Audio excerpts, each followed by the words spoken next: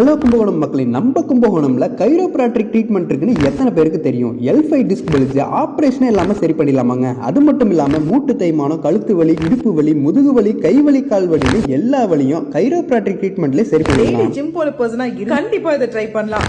ரொம்ப முக்கியமான விஷயம், இவங்கள்ட்ட வந்தா போதும் நடக்க முடியாதவங்க கூட எந்திரிச்சு ஓட ஆரம்பிச்சிருவாங்க. சோ இந்த ட்ரீட்மெண்ட்டை டாக்டர் அருணாச்சலம் அவர்கள் தான் ரொம்பவே சிறப்பா பண்ணிட்டு வராங்க. நம்ம ஆளுதுறை ஈஸ்வரி மகால் அல்தாஜ் என்டர்பிரைசஸ்க்கு ஆப்போசிட்ல திருமங்கலக்குடியில தான் இந்த கிளினிக் லொகேட் ஆகிருக்கு. நான் வந்து கோவிந்தபுரத்துல இருந்து வரேன் சார்.